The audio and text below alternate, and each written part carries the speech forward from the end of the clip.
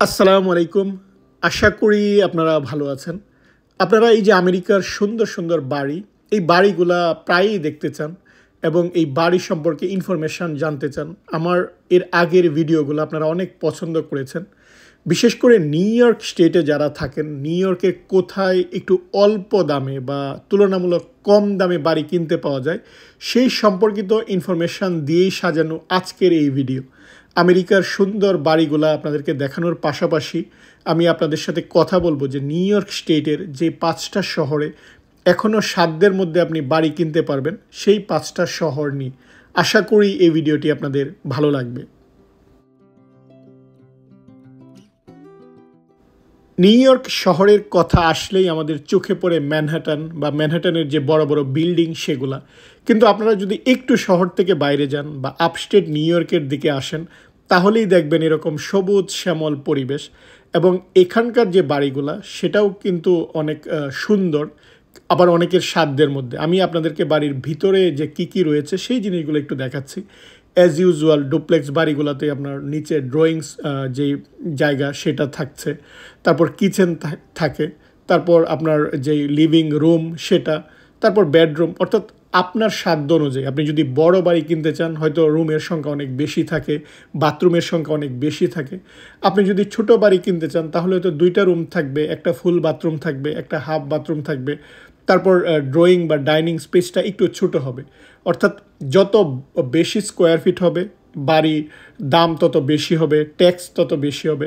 আপনি যদি ছোট বাড়ি কিনতে চান তাহলে এটা সাধ্যের মধ্যে হবে আপনার রিকোয়ারমেন্ট অনুযায়ী, যে আপনি কেমন বাড়ি চান। আপনি যদি আবার সামনে পিছনে অনেক জায়গা চান, অর্থাৎ বাড়ির লটে অনেক জায়গা নিয়ে যদি বাড়িটা বানানো হয় তাহলে সেটার দাম বেশি। আবার আপনি যদি আবার টাউন হোম চান, যে বাড়িগুলো একটার সাথে আরেকটা অ্যাটাচ থাকবে, সেটার দাম একটু কম, কিন্তু সেখানে আবার HOA ফি সেটা রয়েছে। সো অনেক ব্যাপার কিন্তু এই বাড়িগুলোতে রয়েছে, কোথাও হয়তো ট্যাক্স একটু বেশি, কোথাও হয়তো ট্যাক্স একটু কম। সো আপনারা যদি এখন নিউ ইয়র্ক শহরে যারা থাকেন, শহরের বাইরে গিয়ে দেখা যায় যে আপনারা যদি একটু সাধ্যের মধ্যে বা কম দামে বাড়ি কিনতে চান, তাহলে কিন্তু অনেকেই নিউ ইয়র্ক শহর ছেড়ে বাফেলোতে চলে যায়। 1 নম্বরেই রয়েছে বাফেলো, কিন্তু এটার দূরত্বটা কিন্তু অনেক বেশি। আপনি যদি নিউ ইয়র্ক শহর থেকে যান, সিটি থেকে প্রায় 6 ঘন্টা সময় লাগে। 375 মাইল দূরে এই বাফেলো সিটি। ওখানেও কিন্তু এরকম সুন্দর সুন্দর বাড়ি রয়েছে। দেখা যায় আপনি যদি 300K দিয়ে বাড়ি কিনতে চান, অনেক বড় বাড়ি আপনি পাবেন। কিন্তু আপনি যদি অ্যাভারেজ বাড়ির দাম সেখানে চিন্তা করেন তাহলে কিন্তু 72K অর্থাৎ $72,000 কিন্তু সেখানে বাড়ি পাওয়া যায়। অর্থাৎ আপনি বড় বাড়িও কিনতে পারবেন, ছোট বাড়িও কিনতে পারবেন। আর অ্যাভারেজ দেখা যায় যে $700 পার মান্থ আপনি রেন্ট পাবেন। বা আপনি যদি কম টাকায় ভাড়া থাকতে চান, ওখানে যে জরিপে দেখা গিয়েছে যে অ্যাভারেজ বাড়ির ভাড়া হচ্ছে $700 বা $700। আর আপনি এখন যদিও দেখা যায় যে ওই যে 100K বাড়ি বা এই কম দামের বাড়িগুলো একটু দামটা বেড়ে গিয়েছে, কিন্তু এখনও বাফেলোকে বলা হয় best city for real estate. আপনি যদি ইনভেস্ট করতে চান এটা বেস্ট সিটি। আপনি এরকম সুন্দর সুন্দর বাড়িগুলো কিনে আপনি ভাড়া দিলেন, বা ওখানে নায়াগ্রা ফলসের কাছে যেহেতু ওখানে কিন্তু অনেকেই বেড়াতে যায় সামারে, তারা কিন্তু এই বাড়িগুলো দেখা যায় ভাড়া নেয়। এটা একটা অপশন।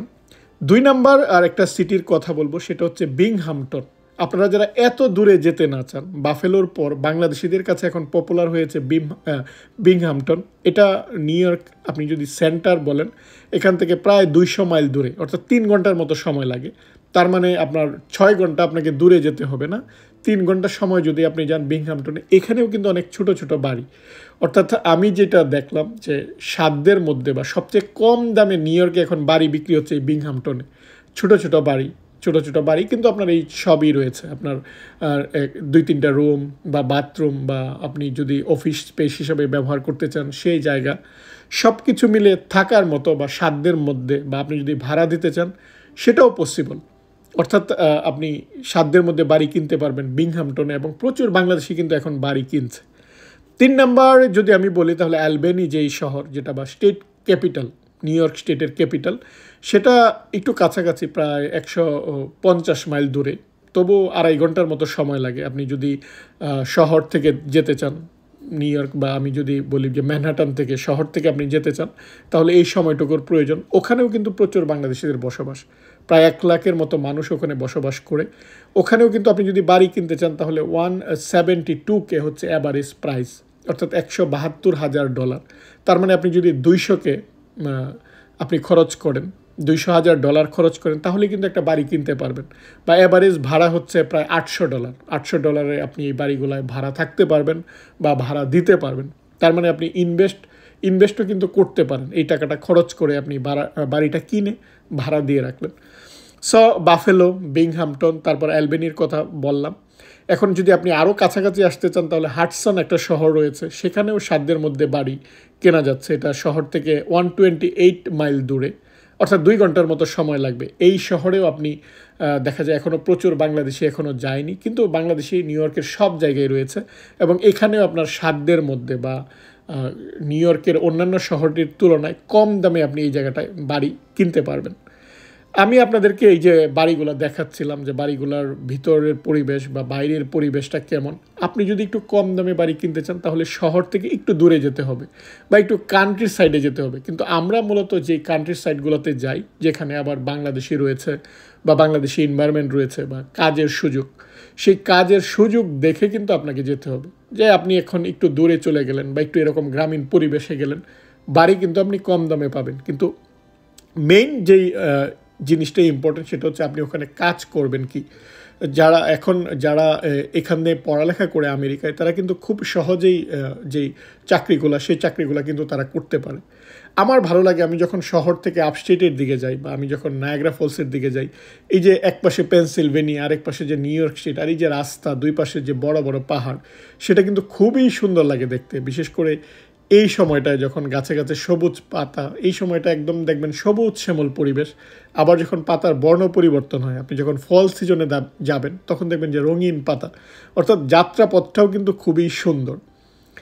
যাই হোক, আরেকটা জায়গা রয়েছে 5 নাম্বার, যদি আমি বলি সাইরাকস, নিউ ইয়র্ক। ওখানেও কিন্তু প্রচুর বাংলাদেশিদের বসবাস, সেটা আবার প্রায় 300 মাইল দূরে। আপনি যদি সেন্টার থেকে যান 300 মাইল দূরে, 4 ঘন্টার মতো সময় লাগে। সেখানেও 200K অর্থাৎ 200K বা $200,000 আপনি সেই জায়গাটায় বাড়ি কিনতে পারবেন। আমি যদি বাংলাদেশি টাকায় বলি, 200K প্রায় 2 কোটির উপরে। অর্থাৎ আপনি যদি এরকম টাকা ইনভেস্ট করেন তাহলে ওখানে বাড়ি কিনতে পারবেন। ওখানেও প্রচুর বাংলাদেশি রয়েছে, কিন্তু যত আপস্টেটের দিকে যাবেন প্রবলেমটা হচ্ছে তত বেশি ঠান্ডা।